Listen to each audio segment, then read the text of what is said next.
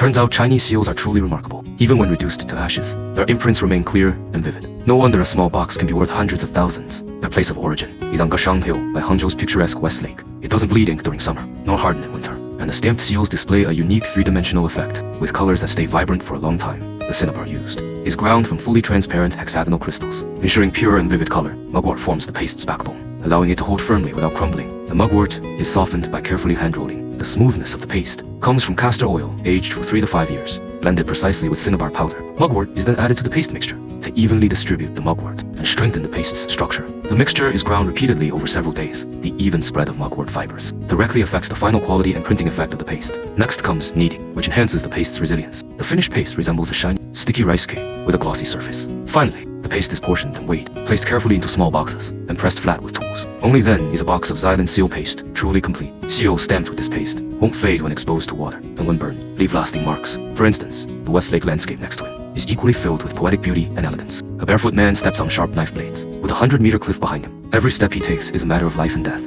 This is the Miao ethnic group's most mysterious ritual, the knife ladder climb, also known as the ladder to heaven. It is a crucial ceremony for the Miao people to pray for blessings and ward off misfortune. Long Guangqing repeatedly polishes his long knife until he can cut a strand of hair with a breath. Everyone who climbs the knife ladder is one of the bravest warriors in the Miao community, and also a shaman, responsible for connecting heaven and earth. Long Guangqing takes a deep breath, ready to ascend the knife ladder before him. He must climb the knife ladder to inherit his master's legacy and inspire boundless courage in the tribe. This knife ladder is unlike previous ones, set at the edge of a cliff. It boldly declares the courage of the Miao people to heaven and earth. Long Guangqing grips the blades firmly with both hands, steps barefoot onto the knife ladder. From this moment on, each step is a close dance with death. Behind him, he carries a bell-shaped world path. Locals believe that only by ringing this world path at the highest place near the sky can the souls of the departed be sent on their way and receive protection from immortals. Time passes quickly. Long Guangqing's progress is slow. After 10 minutes, he has climbed quite high, but his strength is nearly spent. After a brief rest, he launches a final push to the top. The last steps are difficult to grip with hands, requiring utmost care under the watchful eyes of his people. Long Guangqing finally reaches the summit, rings the world path,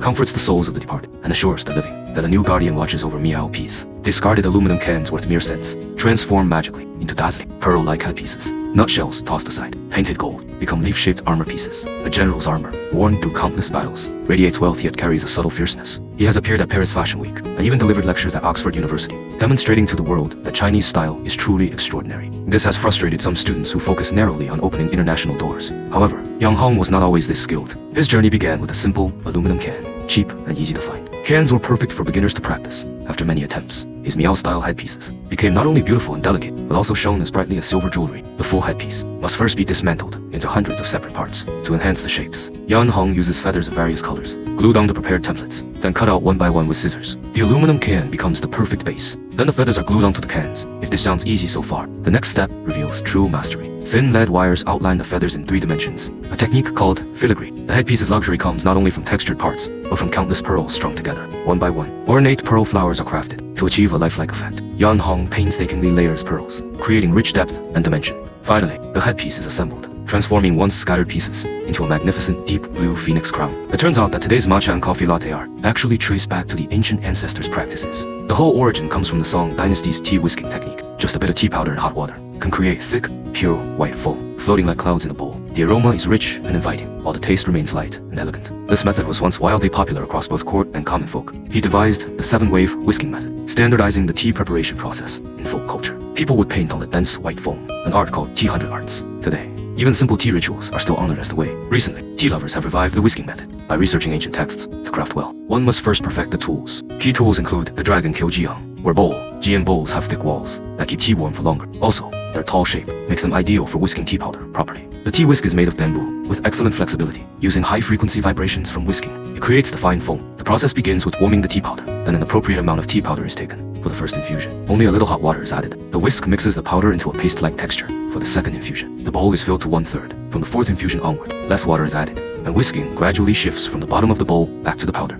Lightly and evenly, the tea color slowly turns milky white, like clouds and mist swirling. For the 5th and 6th infusions, whisking can be done more freely and slower, allowing water and tea to blend smoothly. After the 7th infusion, the tea becomes delicate and dense, firm and still. The pure white foam, adorned with ink green strokes of expressive landscapes, is both elegant and calming. This captures the profound essence of Chinese tea culture. Ancient measurement tools were surprisingly sophisticated. inspired by the Big Dipper's 7 stars and Southern Dipper's 6. 13 star symbols were carved on the beam, based on lever principles. One end holds a hook for items. The other shows the scale on the beam. Sliding weights balance the beam, indicating the item's weight. In practice, honest merchants often lift the beam slightly higher, to prove full weight, no cheating. This fairness depends on the beam's craftsmanship. The wood must be air-dried for over a year, to avoid moisture affecting accuracy. Experienced craftsmen plane the beam into a rounded, precise size, because accuracy is crucial. Measuring is very strict. The beam's balance point and fulcrum are carefully set. Holes are drilled, knives installed, and copper plates shaped and mounted on both ends, ensuring durability. Then comes setting the scale's center. The beam is hung. Weights are used to mark the scale gradations. A compass draws subdivisions. Small holes are drilled on markings. Fine copper wire inserted and cut, leaving clear marks. After polishing, the beam scale is complete. This craft once supported families, but modern scales have replaced it, and the skill is fading. Yet,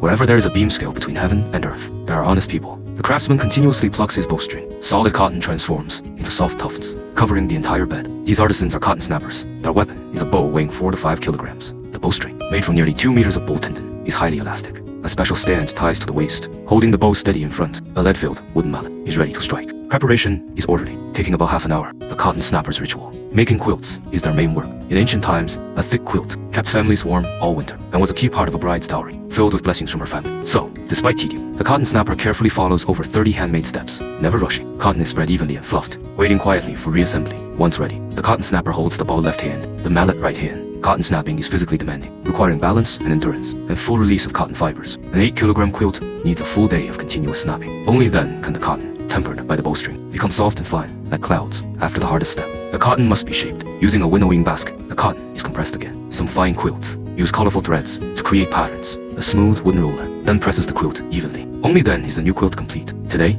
this ancient craft is replaced by mechanized mass production, and the snapping sounds have faded, but the bow, mallet, and flying cotton tufts compose a beautiful scene, worthy of lasting memory.